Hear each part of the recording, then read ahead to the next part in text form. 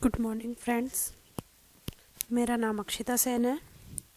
आज हम पढ़ेंगे बीए बीएड थर्ड ईयर में पेडागोजी ऑफ सोशल साइंस, सामाजिक विज्ञान का शिक्षा शास्त्र या शिक्षण शास्त्र। ठीक है, उसमें हमारा टॉपिक रहेगा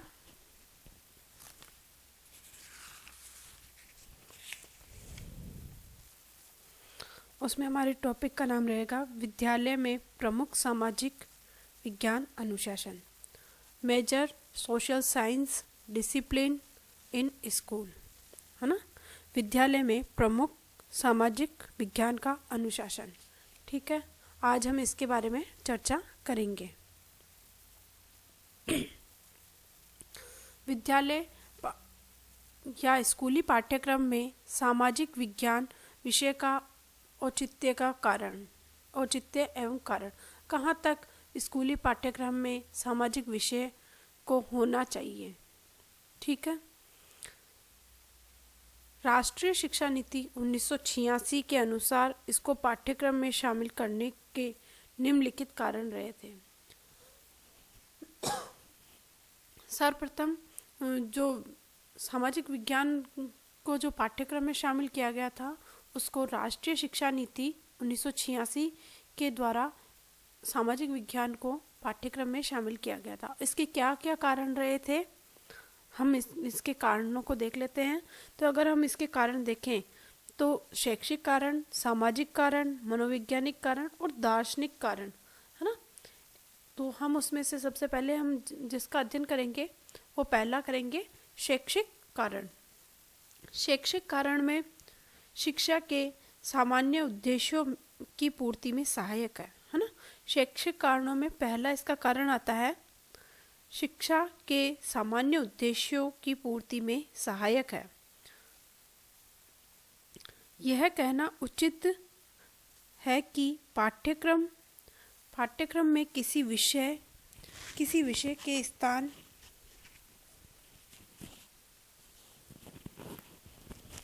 पाठ्यक्रम में किसी विषय के स्थान का औचित्य तभी है जब वह शिक्षा के सामान्य उद्देश्यों की प्राप्ति में सहायक है। इस परिप्रेक्ष्य में सामाजिक विज्ञान कसौटी पर खरा उतरता है। शिक्षा का उद्देश्य बालक का सर्वांगीण विकास करना है। शिक्षा बालक के संपूर्ण व्यक्तित्व के सभी पहलू जैसे संज्ञानात्मक, भावात्मक और क्रियात्मक पक्ष का विकास करती है। शिक्षा क्या करती है, बालक के संपूर्ण व्यक्तित्व में सभी पहलू में कौन कौन से पहलू आ जाते हैं, संज्ञानात्मक पहलू, भावात्मक पहलू और क्रियात्मक पक्ष, है ना। संज्ञानात्मक, भावात्मक और क्रियात्मक तीनों पक्षों का विकास करती है। श्रीनिवास भट्टाचार्य व दार्जी के कथन है कि सामाजिक विज्ञान व्यक्ति के संपूर्ण व्यक्तित्व के विकास पर बल देता है। सामाजिक विज्ञान के उद्देश्य शिक्षा के सामान्य उद्देश्यों के समानांतर व समतुल्य भी है। सामाजिक विज्ञान का जो उद्देश्य है ना, वो शिक्षा के जो सामान्य उद्देश्य होते हैं उनके समानांतर है या उनके समतुल्य है। अगला इसका बिंदु आता है बालक में संप्रेषण क्षमता का विकास। हम बालक में किस तरह संप्रेषण क्षमता का विकास कर सकते हैं। संप्रेषण यानी कम्युनिकेशन स्किल। ठीक है,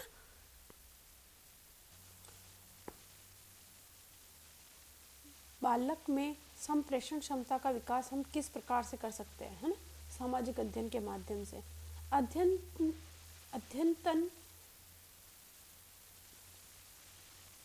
राष्ट्रीय पाठ्यक्रम 1986 में बालक को केंद्र बिंदु माना गया। ठीक है, बालक के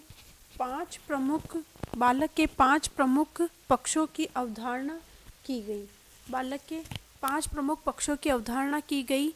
जिसमें स्वास्थ्य, संप्रेषण, कल्पना, सृजनात्मकता, प्रेम, सहानुभूति तथा श्रम इन सभी पक्षों के विकास हेतु सामाजिक विज्ञान विषय की आवश्यकता पड़ी, है ना। बालक में हमें सब उस शिक्षा के अंदर किसके आधार पर हो गई, जब शिक्षा बाल केंद्रित हो गई तो बालक में जिन 5 मुख्य पक्षों की अवधारणा हमने विकसित करने के बारे में सोचा, तो वो 5 विकसित किन किन 5 मुख्य पक्षों की ओर बालक के ध्यान दिया गया, जिसमें स्वास्थ्य, बालक का स्वास्थ्य अच्छा होना चाहिए, संप्रेषण होना चाहिए, कलात्मक सृजनात्मक शक्ति उसमें होनी चाहिए, प्रेम, सहानुभूति तथा श्रम भी होना, प्रेम और सहानुभूति भी होनी चाहिए उसमें।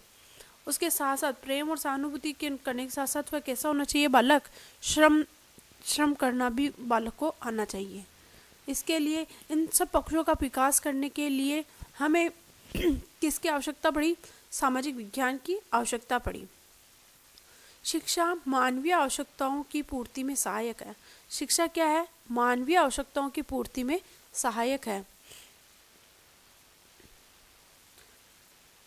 के नसिया ने मानव के निम्न मूल आवश्यकताओं की पूर्ति सामाजिक विज्ञानों के द्वारा होना बताया है, जैसे सुरक्षा, साहसिक कार्य, व्यक्तिगत उत्तरदायित्व, है ना। अब राष्ट्र ये क्या बताए हैं, शिक्षा के मानवीय आवश्यकताओं की पूर्ति है ये तो, ठीक है। अगला बिंदु हम देखते हैं, राष्ट्रीय विचारों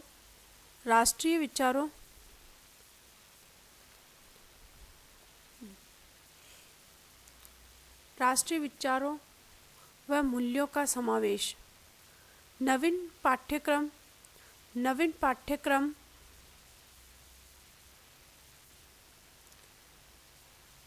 1986 के अनुसार निम्नलिखित बातों का ज्ञान होना आवश्यक है।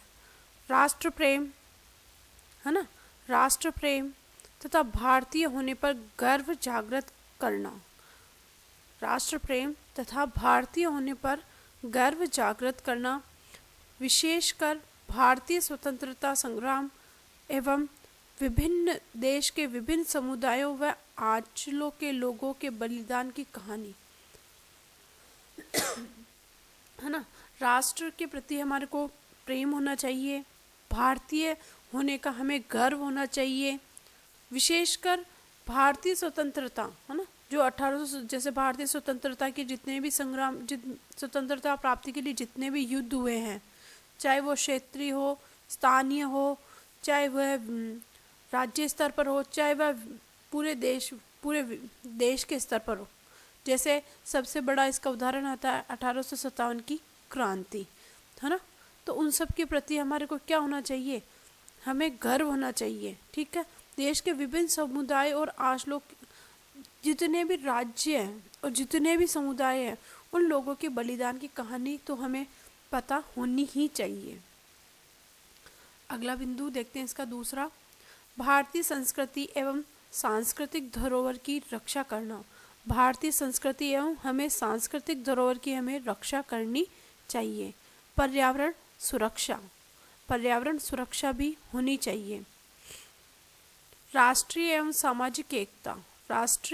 सामाजिक एकता देश की प्रगति एवं तकनीकी विकास में हमें सहायता करनी चाहिए। और ये सब किसके माध्यम से संभव है, सामाजिक अध्ययन के माध्यम से संभव है। जनसंख्या वृद्धि, सामाजिक आर्थिक असमानता, है ना, जनसंख्या वृद्धि, सामाजिक व आर्थिक असमानता, समाज में उच्च वर्ग, निम्न वर्ग, कुछ अत्यधिक अमीर है, कुछ अत्यधिक गरीब है, कुछ बिल्कुल ही गरीब है ना। वह अन्य समकालीन सामाजिक आर्थिक समस्याओं की जानकारी तथा उनको सुधारने के उपाय करना।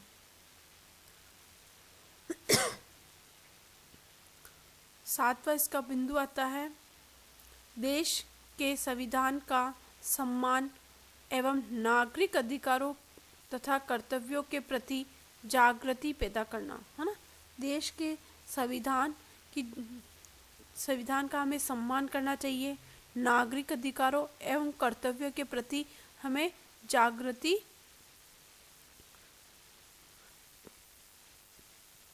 जागृति पैदा करना चाहिए। नवीन पाठ्यक्रम में इनका माध्यमिक कक्षाओं हेतु समावेश करना आवश्यक है। इन्हें सामाजिक विज्ञान विषय में महत्वपूर्ण स्थान देना चाहिए। अगला 5वां बिंदु आता है इसका, राष्ट्रीय तथा विश्व एकता का विकास, है ना। राष्ट्रीय एवं विश्व एकता का विकास।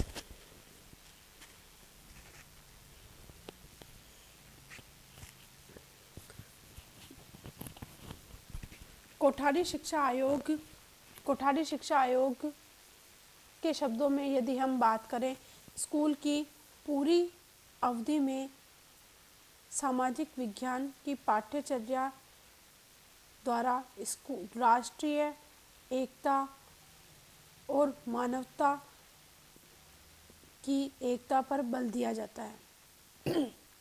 नवीन 10 वर्षीय पाठ्यक्रम 1986 के अनुसार छात्रों को भारत की तथा संपूर्ण विश्व की सांस्कृतिक देन का सम्मान करना सिखाया जाए, है ना। इसके अंतर्गत राष्ट्रीय एवं विश्व एकता में अगर हमें बालकों को देनी है राष्ट्रीय एकता एवं विश्व एकता का यदि हमें सम्मान करना सिखाना है, तो उसके लिए हमें क्या करना होगा, बालकों को सामाजिक अध्ययन का शिक्षण कराया जाना आवश्यक होगा। इसके लिए हम बालकों में क्या कर सकते हैं, वो जो पूरी स्कूल की अवधि होती है ना, उसके अंतर्गत बालकों को राष्ट्रीय एकता एवं विश्व एकता, मानव एकता, इनका पाठ पढ़ाया जाना चाहिए। नवीन 10 वर्षीय पाठ्यक्रम 1986 के अनुसार छात्रों को भारत की तथा संपूर्ण विश्व की सांस्कृतिक देन का सम्मान करना सिखाना चाहिए। हमें 1986 की जो शिक्षा नीति आई थी ना, 10 वर्षीय जो पाठ्यक्रम आया था, उसका अनुसार हमारे को क्या करना चाहिए, बालकों को भारत की ही नहीं अपितु पूरे विश्व की जो संस्कृति को जो देन है उसके बारे में सम्मान करना बालकों को सिखाना चाहिए। अगला बिंदु हम देखें, समाजशास्त्रीय कारण। यदि हम इसके समाजशास्त्रीय कारण देखें तो सामाजिक शिक्षा, है ना, सामाजिक शिक्षा विश्व की एक प्रभावशाली मांग है, क्योंकि इससे आधुनिक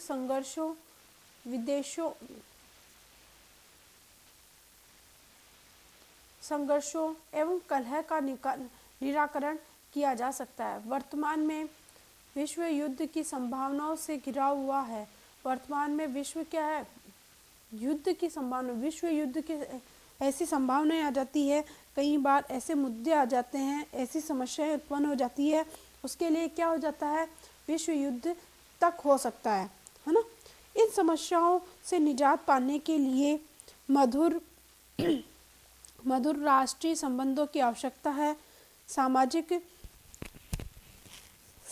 अध्ययन ही इन सब की आदर्श है।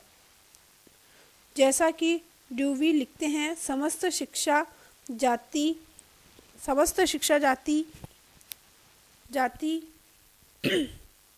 की सामाजिक चेतना द्वारा प्रस्फुटित होती है। इससे स्पष्ट है कि सामाजिक विज्ञान को पाठ्यक्रम में इसी सामाजिकता की भावना में स्थान प्रदान किया जाए। इस विषय के अध्ययन का मुख्य ध्येय सामाजिकता एवं सामाजिक चरित्र तथा सामाजिक आदर्शों का विकास करना है। यह कार्य व्यक्ति समाज में रहकर कर सकता है। सामाजिक विज्ञान के माध्यम से मानव को समाजवादी सिद्धांतों, मानवीय संबंधों एवं सामाजिक जीवन हेतु जागरूक एवं चेतनाशील बना सकते हैं।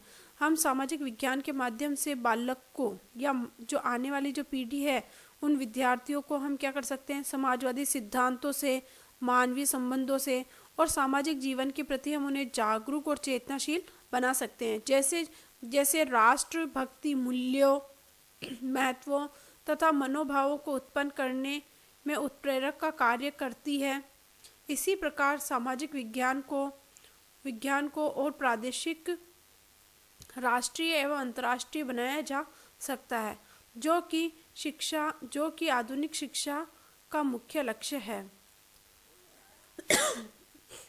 इन्हें सामाजिक विज्ञान की शिक्षा के द्वारा ही पूरा किया जा सकता है। वर्तमान समाज की संस्थाएं एवं आदर्श अतीत के समाज के आदर्शों तथा संस्थाओं से सर्वथा अलग है। इस अलगाव ने लोकतांत्रिक मूल्यों व सामाजिक आदर्शों, जो हमारे आदर्श हैं, लोकतांत्रिक मूल्य व आदर्शों का अध्यापन यानी पढ़ाना आवश्यक बना दिया है। इसी वजह से इन्हें सामाजिक विज्ञान के पाठ्यक्रम में शामिल किया गया है। जनहित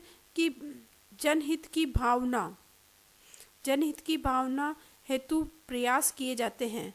मानव की भलाई के लिए कार्य करें, यह प्रजातंत्र का मुख्य आदर्श है। परोपकार की भावना का विकास, व्यक्तित्व का विकास एवं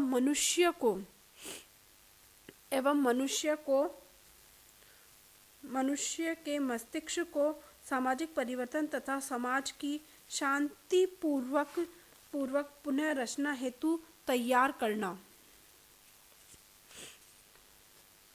सामाजिक विज्ञान शिक्षण का ध्येय है। इन सब के अलावा निम्नलिखित बिंदुओं का समावेश होना आवश्यक है। जैसे पहला इसका बिंदु आता है सुनागरिकता एवं भावात्मक एकता।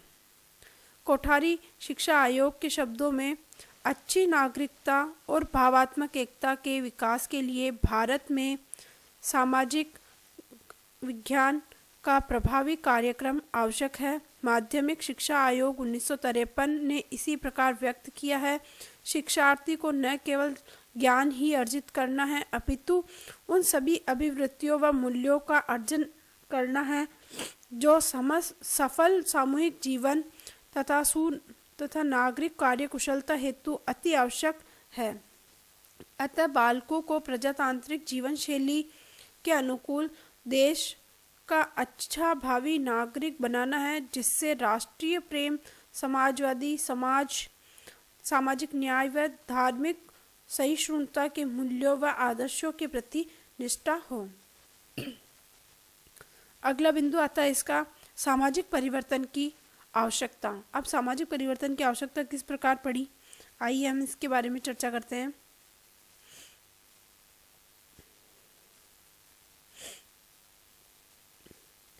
सामाजिक विज्ञान मानवीय संबंधों, भौतिक तथा सामाजिक पर्यावरण एवं परिवर्तनशील समाज का अध्ययन है। प्राचीन समय में सामाजिक व्यवस्था सरल थी तथा विद्यार्थी को घर परिवार में रहकर साधारण ज्ञान अभिभावकों के द्वारा ही हो जाता था, है ना। बालकों को क्या हो जाता था, साधारण जो ज्ञान होता था वो बालकों को घर परिवार में रहकर ही मिल जाता था। उस समय सामाजिक विज्ञान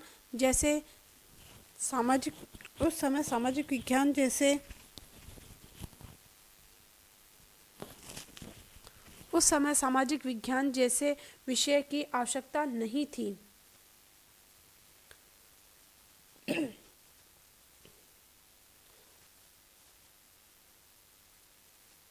उस समय 3Rs जैसे लिखना, पढ़ना और गणित का ज्ञान ही काफी समझा जाता था। परंतु वर्तमान समय में क्या हो गया, वर्तमान समय में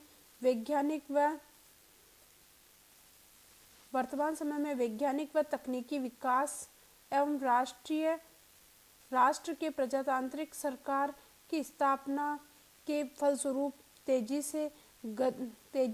तेज गति से सामाजिक परिवर्तन हो रहे हैं, है ना। अब इतने सामाजिक परिवर्तन होंगे तो क्या होगा, समाज की संरचना में भी परिवर्तन आएगा। यदि समाज की संरचना में परिवर्तन आएगा तो क्या होगा, सामाजिक जो व्यवस्था, पहले सामाजिक व्यवस्था जो सरल थी, अब क्या हो जाएगी, वही सामाजिक व्यवस्था क्या हो जाएगी, जटिल हो जाएगी। अब घर परिवार व विद्यार्थियों को घर परिवार विद्यार्थियों को उचित शिक्षा नहीं दे सकते हैं। ऐसे समय में विद्यालय ही विद्यार्थियों को कामयाब बना सकता है। तीसरा पॉइंट देखते हैं हम इसका, पर्यावरण। तीसरा इसका बिंदु आता है पर्यावरण तथा मानवीय संबंधों का अवबोध कराना। पर्यावरण तथा मानवीय संबंधों का यदि हम अवबोध कराने की यदि हम बात करते हैं, तो शिक्षार्थी को अपने पर्यावरण को समझने व मानव संबंधों का ज्ञान तथा स्वयं का समाज में स्थान बनाने हेतु एक प्रभावी शिक्षक की आवश्यकता होती है। कोठारी शिक्षा आयोग ने लिखा है कि सामाजिक विज्ञान पढ़ाने का उद्देश्य छात्र को अपने पर्यावरण का ज्ञान, मानव संबंधों को समझने की शक्ति एवं अभिवृद्धियों एवं मूल्यों को, जो कि लोगों, राज्य, राष्ट्र और विश्व के मामलों में बुद्धिमत्ता पूर्वक भाग लेने के लिए अपरिहार्य है, प्राप्त करने में सहायता देना है।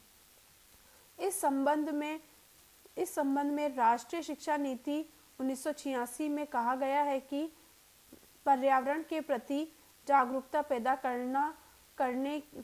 करने की बहुत ज़रूरत है।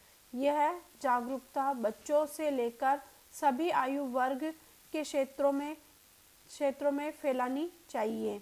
पर्यावरण के प्रति जागरूकता विद्यालयों और कॉलेजों की शिक्षा का अंग होनी चाहिए। इसे शिक्षा की पूरी प्रक्रिया को समाहित किया जाए। इसमें क्या किया जाए, शिक्षा की पूरी प्रक्रिया को समाहित किया जाए। अगला बिंदु हम देखते हैं मनोवैज्ञानिक कारण।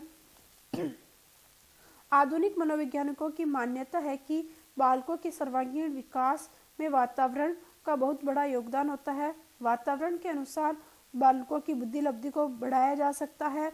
अगर बालक को यदि अच्छा वातावरण दिया जाए तो बुद्धि लब्धि स्वतः ही परिवर्तन आ जाता है। मानव वातावरण के प्रति प्रतिक्रिया ही नहीं करता, बल्कि वह उसे पूर्ण रूप से समझने की कोशिश करता है। भौतिक व सामाजिक वातावरण के माध्यम से सामाजिक ज्ञान सत्य व असत्य का ज्ञान करवाता है। वह बालक को वातावरण के अनुकूल बनाता है। वह खोज करता है मानव किस वातावरण में रहकर क्या सीखता है, ताकि उसके व्यक्तित्व का पूर्ण विकास हो सके। जॉन डीवी के अनुसार शिक्षा जीवन है। जॉन डीवी के अनुसार अगर यदि हम देखें तो शिक्षा क्या है,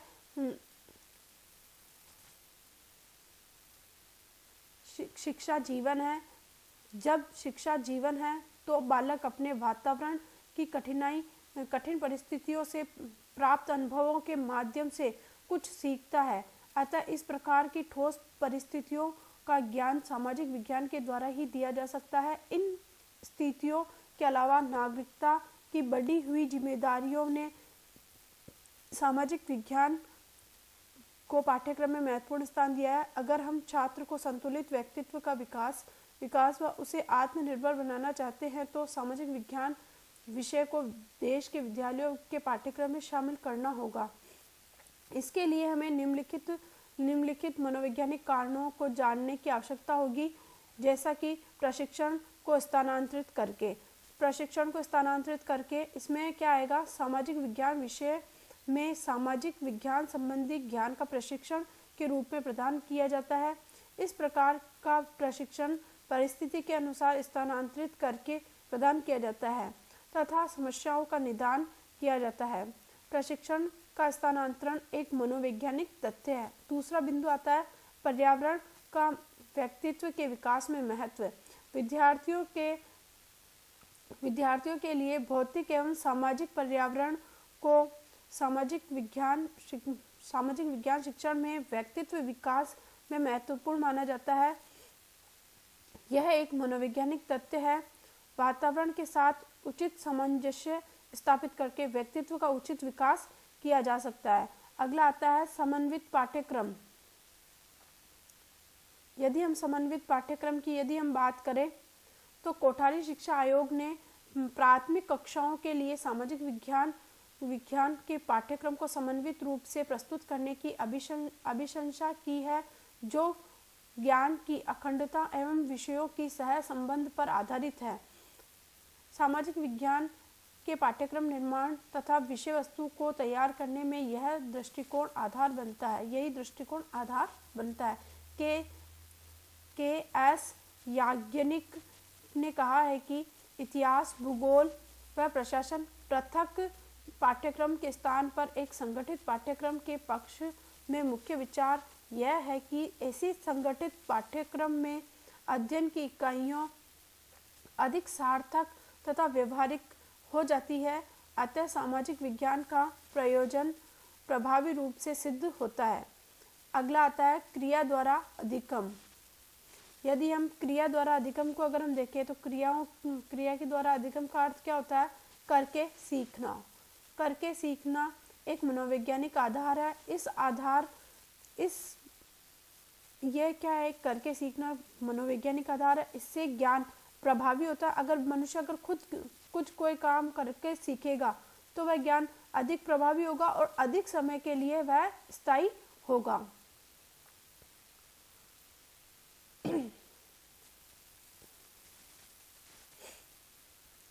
मुनेश्वर प्रसाद के शब्दों में समाज अध्ययन की शिक्षा में छात्रों को विभिन्न प्रकार की समस्याओं को हल करके प्रशिक्षण प्रारंभ से ही देते हैं।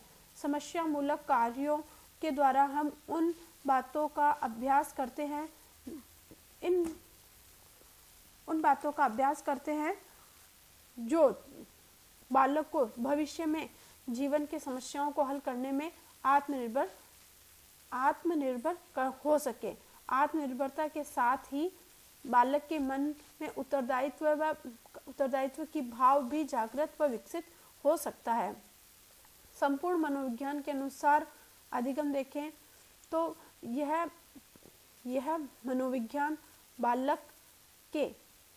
बालक के एक पक्ष की बजाय संपूर्ण पक्ष पर बल देता है। इसमें सामाजिक विज्ञान, इतिहास, नागरिक शास्त्र, अर्थशास्त्र, भूगोल आदि सभी अलग विज्ञानों के रूप में सामाजिक विज्ञान विषय के अंतर्गत अध्ययन कराना अधिक उपयोगी एवं सार्थक होगा। अतः विद्यालयी पाठ्यक्रम में सामाजिक विज्ञान विषय को एक विषय नहीं बल्कि एक विषय क्षेत्र के रूप में महत्वपूर्ण स्थान दिया जाना चाहिए।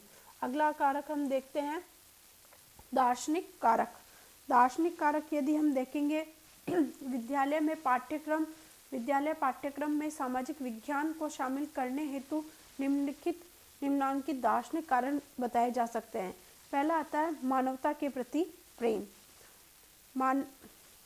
सामाजिक विज्ञानों में इतिहास, भूगोल, नागरिक शास्त्र, अर्थशास्त्र का ज्ञान शिक्षार्थियों को मानवता के प्रति जागृत करने हेतु किया जाता है। भारत का दार्शनिक आधार सदैव वसुधैव कुटुंबकम की भावना पर आधारित है। अर्थात यह आधार संपूर्ण पृथ्वी को अपना परिवार मानकर चलता है। भारतीय संस्कृति में सत्य और अहिंसा के सिद्धांत सर्वोपरि है। माध्यमिक शिक्षा आयोग ने कहा है कि इनके ज्ञान, अभिवृत्तियों एवं मूल्यों के द्वारा छात्रों में न केवल देश शक्ति एवं राष्ट्रीय धरोहर के प्रति भाव जागृत हो अपितु उनमें विश्व एकता एवं तथा विश्व नागरिकता की तीव्र एवं जीवंत भावना भी विकसित होनी चाहिए। अब आता है समन्वित ज्ञान। सामाजिक विज्ञान विषय का शिक्षण में सहसंबंध करके अध्ययन कराया जाना चाहिए। ठीक है, यह ज्ञान की अखंडता का दार्शनिक आधार है, क्योंकि यह अन्य विषयों को सामाजिक विज्ञान विषय में समाहित कर दिया जाता है और सामाजिक विज्ञान स्वक्रिया अध्ययन पर बल देता है। इसका ड्यूवी के शैक्षिक दर्शन में शिक्षा अनुभव के लिए, अनुभव के द्वारा और अनुभव की जाती है पर आधारित है। इसी तरह श्रीनिवास भट्टाचार्य व दार्जी लिखते हैं कि सामाजिक विज्ञान के दार्शनिक आधार शिक्षा के दार्शनिक आधारों के अनुरूप है। उक्त दार्शनिक आधारों के कारण यह स्पष्ट होता है कि राष्ट्र के विद्यालयों में प्राथमिक व माध्यमिक दोनों स्तरों में सामाजिक विज्ञान को पाठ्यक्रम में शामिल करना अत्यंत आवश्यक है। इस विषय के अध्ययन से राष्ट्र प्रेम, विश्व बंधुत्व, विश्व शांति, सामाजिक संगठन को बढ़ावा मिलता है। सामाजिक विज्ञान विषय का शिक्षण वसुधैव कुटुंबकम के सिद्धांत पर आधारित है। अब हम देखेंगे सामाजिक विज्ञान विषय के जो वर्तमान सामाजिक विज्ञान अध्ययन या सामाजिक विज्ञान के विषय का वर्तमान अनुभूति और विद्यालय पाठ्यक्रम में इन क्षेत्रों में समावेश कहाँ तक तर्क संगत है।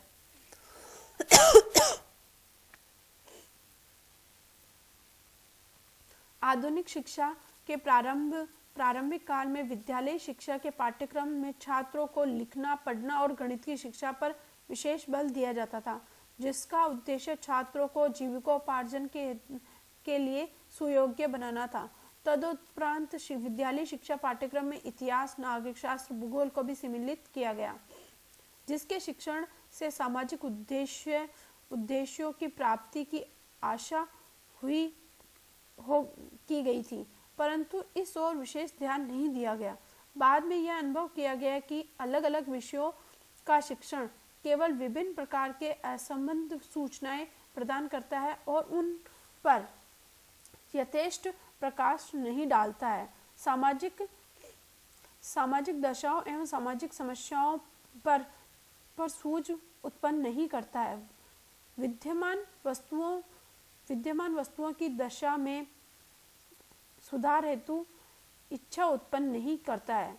तब ऐसी स्थिति में अलग अलग विषयों के संगठित अध्ययन पर पुनः विचार करने की आवश्यकता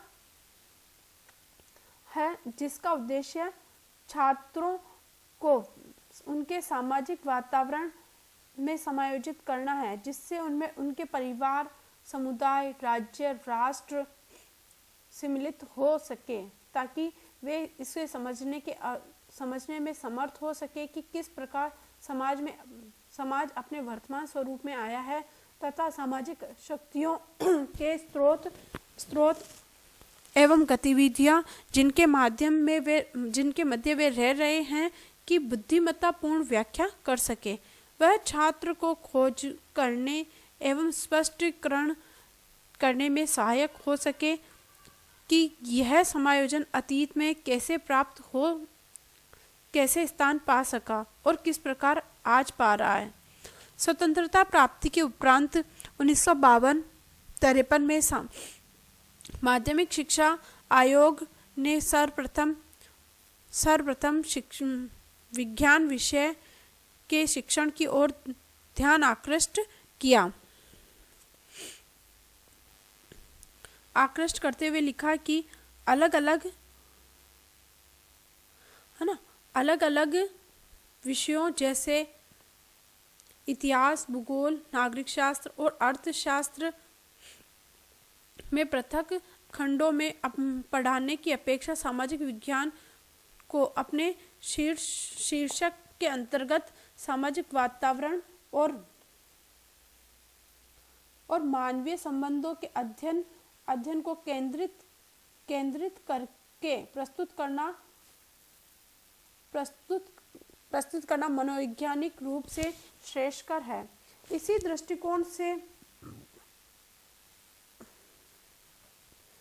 दृष्टिकोण से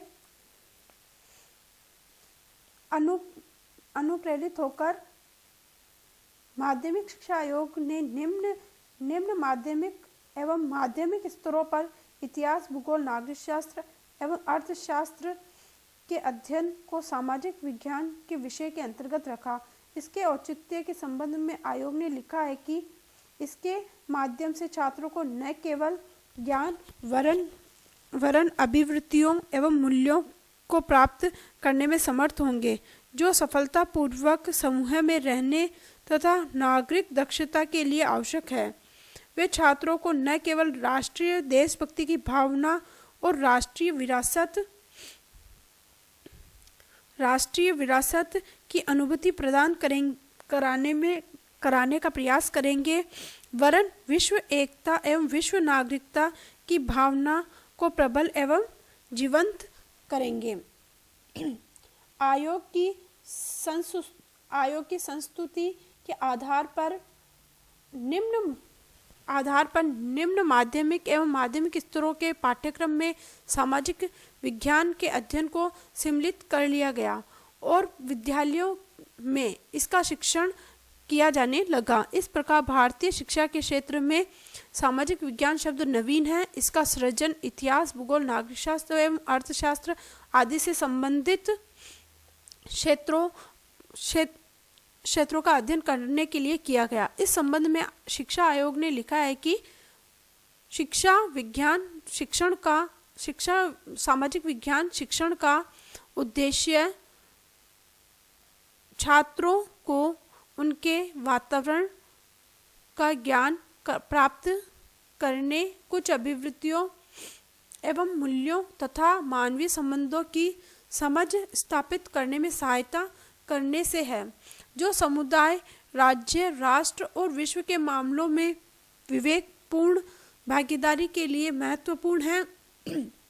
भारत में अच्छी नागरिकता एवं भावात्मक एकीकरण के विकास के लिए सामाजिक विज्ञान का प्रभावपूर्ण कार्यक्रम आवश्यक है।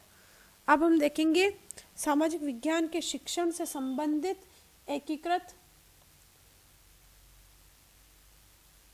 एकीकृत या अनुशासित दृष्टिकोण या उपागम।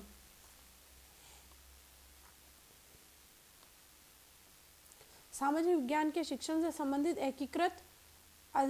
एकीकृत या अनुशासित दृष्टिकोण या उपागम पाठ्यक्रम संबंधी विभिन्न विषयों के अध्ययन अध्यापन के अनुसार विभिन्न दृष्टिकोणों एवं उपागमों को आधार बनाया जाता है।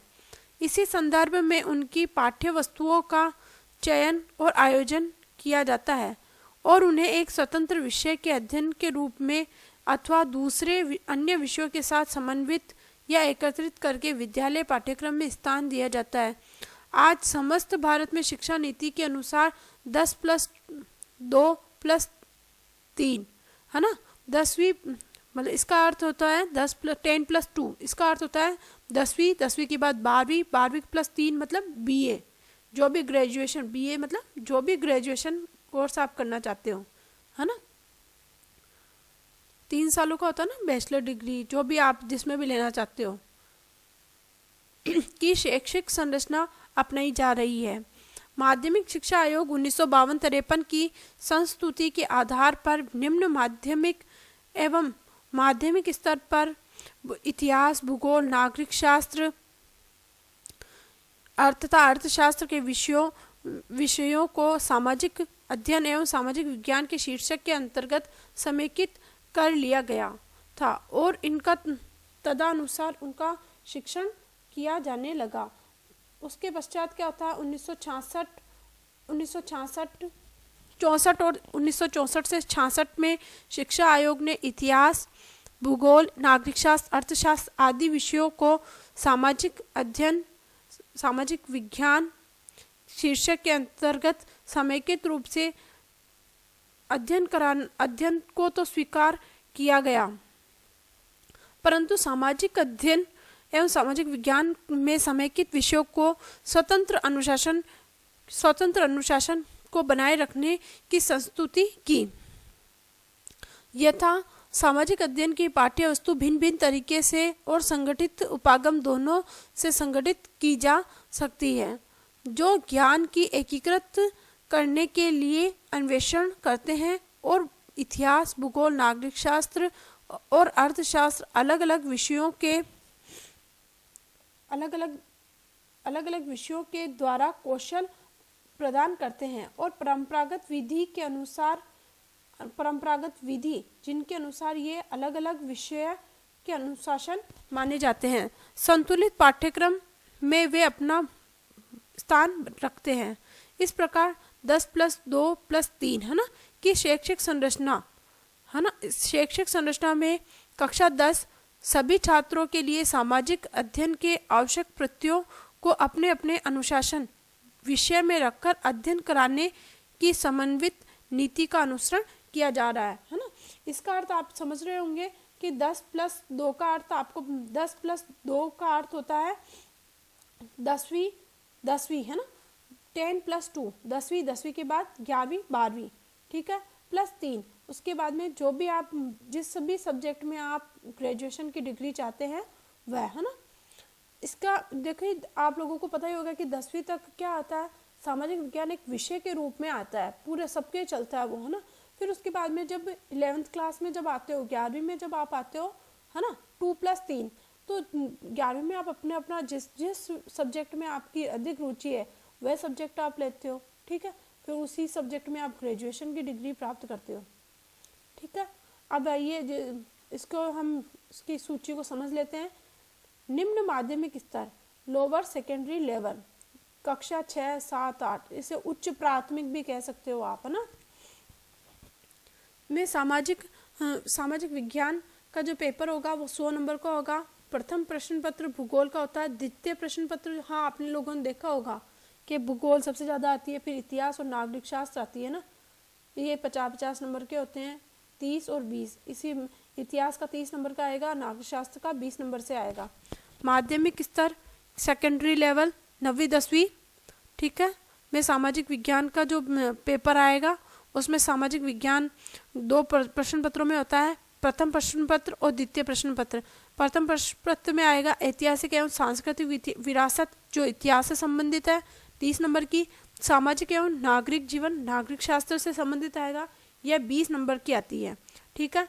तो प्रश्न पत्र कितने नंबर का हो गया, 50 नंबर का हो गया। अब द्वितीय प्रश्न पत्र इसका अंक भी आता है 50 नंबर का।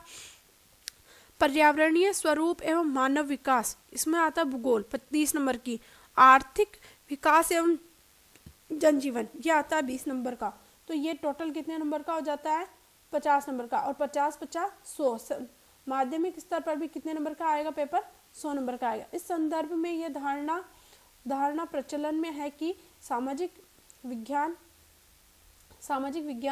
इतिहास भूगोल एवं नागरिक शास्त्र का समन्वित अध्ययन है। यथार्थ में सामाजिक विज्ञान उक्त अलग अलग विषयों का योग मात्र नहीं, वरन उनमें उन विषयों में आवश्यक विषय वस्तु को ग्रहण करके मानवीय संबंधों को स्पष्ट करने का एक क्षेत्र है, जैसा कि शैक्षिक अनुसंधान विश्वकोश में वर्णित है।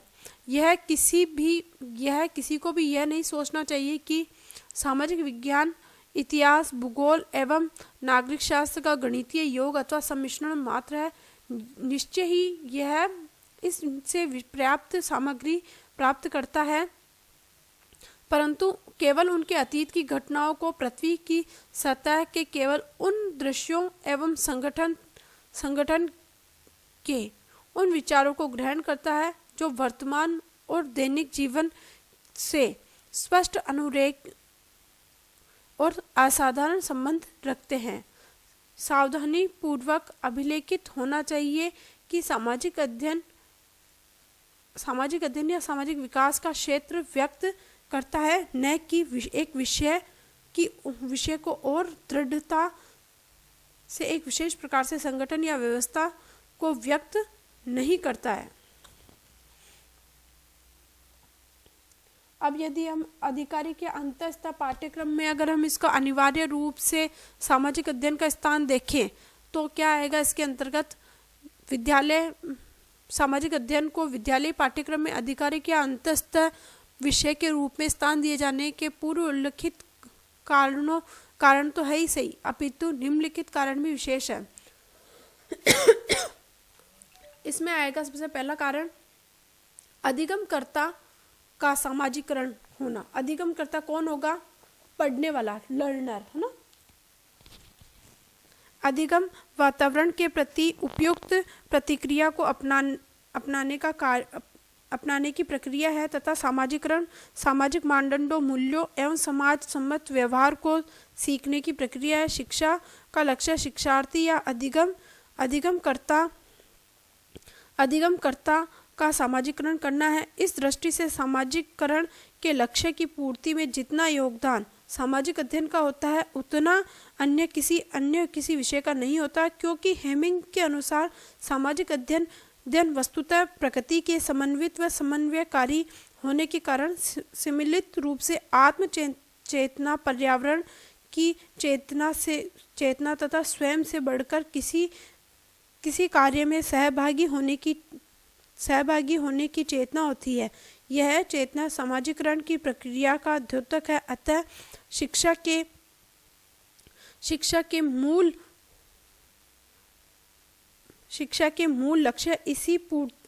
लक्ष्य की पूर्ति इसी सामाजिक अध्ययन का विद्यालय के आधारित पाठ्यक्रम में अनिवार्य स्थान होना वांछनीय है। सफल जीवन हेतु आवश्यक ज्ञान। अब सफल जीवन हेतु आवश्यक ज्ञान किस प्रकार होगा? प्रत्येक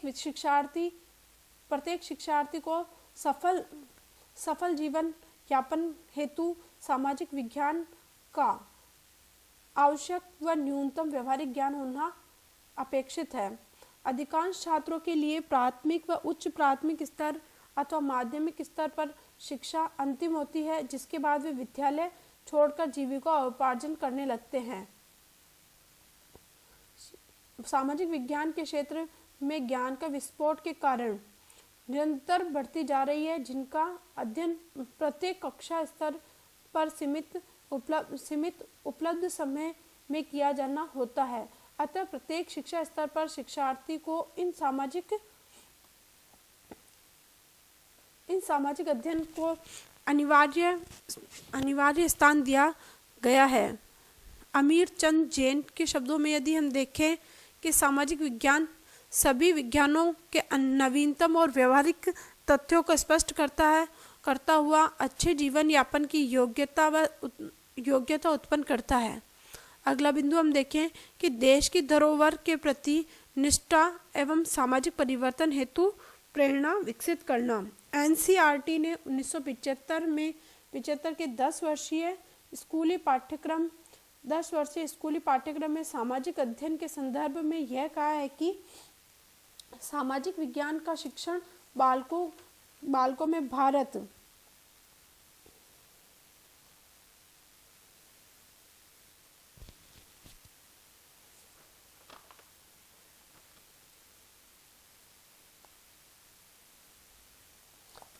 भारत की सांस्कृतिक धरोहर की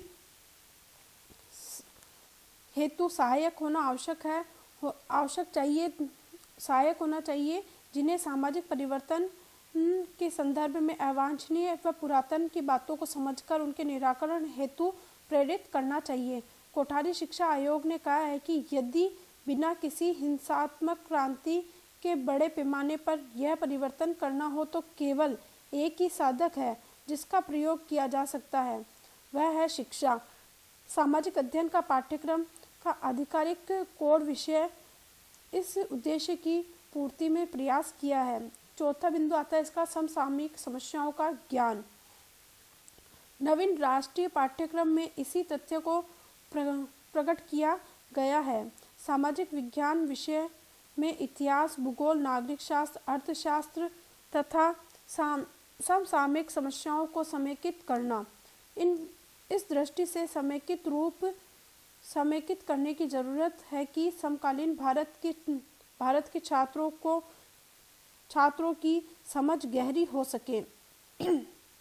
सामाजिक अध्ययन विषय इस आवश्यकता की पूर्ति करता है, अतः पाठ्यक्रम का अभिन्न अंग माना गया है। पांचवा बिंदु आता है इसका विश्व शांति एवं सद्भाव का विकास। विश्व शांति एवं सद्भाव के विकास में यदि हम देखें तो छात्रों में न केवल राष्ट्रीय भावना का बल्कि विश्व की एकता का विकास करना है। उसमें विश्व शांति एवं सद्भाव की भावना विकसित करनी होती है। जो ये सब कार्य कहाँ विकसित राष्ट्रों के, विकासशील राष्ट्रों के जो शोषण व उत्पीड़न उन्होंने सहा है, ऐसी स्थिति में भावी नागरिकों को विश्व शांति व सद्भावना की भावना उत्पन्न करना विद्यालय स्तर पर यह सामाजिक अध्ययन के द्वारा ही संभव किया जा सकता है। उपयुक्त कारणों से विद्यालय शिक्षा को आधिकारिक पाठ्यक्रम में स्थान दिया जाना सर्वथा उचित है। विद्यालय पाठ्यक्रम में उसको सामाजिक अध्ययन को स्थान दिए जाने का ऐतिहासिक परिप्रेक्ष्य भी हम देख लेते हैं। विद्यालय पाठ्यक्रम में सामाजिक अध्ययन को एक विषय के रूप में मान्यता मिलने में सामाजिक अध्ययन के संप्रत्यय के विकास के प्रकरण का उल्लेख किया जा चुका है। यदि हम इसके ऐतिहासिक देश विदेश में यदि हम इसका ऐतिहासिक देखें तो ऐतिहासिक दृष्टि से हम इसका देखें तो विदेशों में संयुक्त राज्य अमेरिका में जैसा कि पूर्व में बतलाया जा चुका है कि सामाजिक अध्ययन का संप्रत्यय सर्वप्रथम अमेरिका में विकसित हुआ। वहाँ 1892 में इस शब्द का प्रयोग किया गया, किंतु 1916 में पाठ्यक्रम में उसको स्थान दिया गया।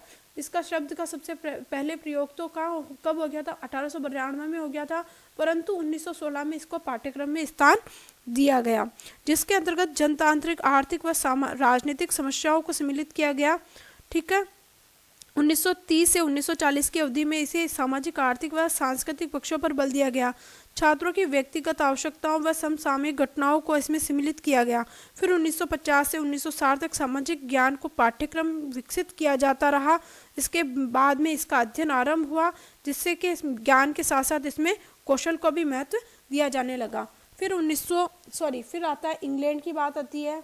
इंग्लैंड से तो आप सब लोग परिचित ही होंगे। 1944 में पूर्व में इंग्लैंड का स्थानीय पर्यावरण संबंधी शिक्षण तो होता था, परंतु सामान्य ज्ञान का नहीं था, सामाजिक विज्ञान का नहीं था, है ना। 1944 में शिक्षा नियम द्वारा विद्यालयों में सामाजिक अध्ययन का समेकित पाठ्यक्रम प्रचलित हुआ, किंतु 1950 तक इसकी उपेक्षा की जाने लगी। केवल प्राथमिक एवं उच्च प्राथमिक स्तर पर इसका शिक्षण समेकित रहा। उच्च कक्षाओं में पृथक विषयों का अध्यापन किया जाने लगा। अब अगर अन्य देशों की हम बात करें तो साम्यवादी रूस, है ना, साम्यवादी देश ले लो, है ना, जैसे रूस, पोलैंड, हंगरी आदि देशों में क्षेत्रीय आधार पर इसका पाठ्यक्रम बनाया जाता था, किंतु साम्यवादी पार्टी के रूप में उनमें एक रूपता की दृष्टि से साम्यवादी सरकार के प्रति निष्ठा का समावेश किया जाता है। वह कम्युनिस्ट का सदस्य बनकर छात्र को साम्यवादी समाज का अध्ययन कराया जाता है। अन्य यूरोपीय देशों की स्थिति देखिए, जैसे कि इंग्लैंड जैसी स्थिति थी। इन देशों में सामाजिक अध्ययन के पाठ्यक्रम का अंग बनाए जाने का प्रयास रहा है। अब हम हमारे देश भारत की बात करते हैं कि भारतीय विद्यालयों में माध्यमिक स्तर पर सामाजिक अध्ययन को स्थान दिए जाने का उपक्रम माध्यमिक शिक्षा आयोग 1953 ने तत्संबंधी अभिशंसा के बाद ही हुआ। इस आयोग ने सभी विद्यार्थियों के लिए आधिकारिक विषय के रूप में सामाजिक अध्ययन को पाठ्यक्रम में स्थान दिया। अखिल भारतीय स्तर पर तात्कालिक माध्यमिक शिक्षा की अखिल भारतीय तथा अब एनसीईआरटी ने सामाजिक अध्ययन विषय का पाठ्यक्रम, पाठ्यपुस्तकें एवं शिक्षक निर्देशिकाएं तैयार करना, राज्यों का मार्गदर्शन करना, है ना, किया। भावी शिक्षा योजना में राष्ट्रीय पाठ्यक्रम में सामाजिक अध्ययन का स्थान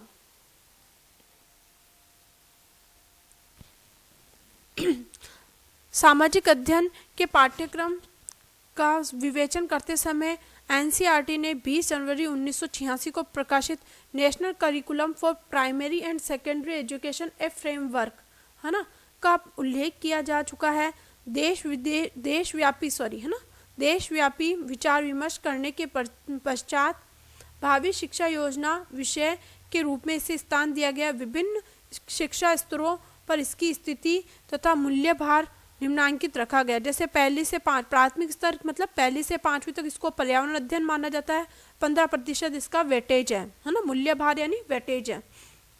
फिर उच्च प्राथमिक स्तर की यदि हम बात करें तो 6वीं से 8वीं तक की बात आती है, वहाँ इसको 12% स्थान दिया गया है ना।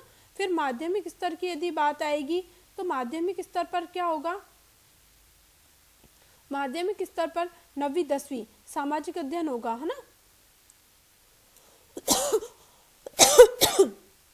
सॉरी। इस पाठ्यक्रम में इतिहास, भूगोल, नागरिक शास्त्र व अर्थशास्त्र से सामाजिक अध्ययन या ज्ञान की सामग्री चयनित कर उस समसामयिक समस्याओं को समेकित करने की अभिशंसा की गई। आगामी अध्यायों में सामाजिक शिक्षण के उद्देश्यों की अभिशंसा की गई।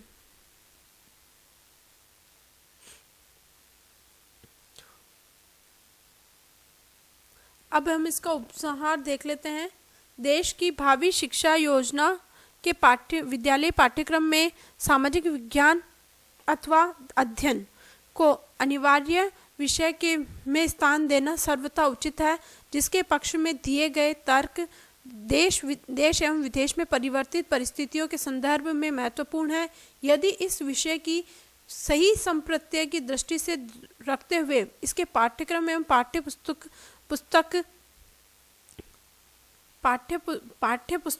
है ना, वह शिक्षकों की जो गाइडलाइन आती है के निर्माण एवं शिक्षण विधियों को अपनाने में सावधानी रखी जाए तो यह विषय अत्यंत प्रभावशाली हो सकता है। शिक्षार्थियों के में राष्ट्रीय भावात्मक एकता, विश्व शांति, धर्मनिरपेक्षता, लोकतंत्र, समाजवादी समाज तथा सामाजिक न्याय की भावना को विकसित कर सकते हैं। वे सभी सामाजिक परिवर्तन की प्रक्रियाओं में अपना योगदान देने में समर्थ हो सकेंगे। ये था आपका आज का टॉपिक के सामाजिक अध्ययन का किस विद्यालय पाठ्यक्रम में अनुशासन। धन्यवाद। आपको कहीं पर भी कुछ समझ में नहीं आ रहा है तो महाविद्यालय में आकर संपर्क करें या अपना जो भी आपकी समस्या है उसे कमेंट बॉक्स में लिखें। धन्यवाद।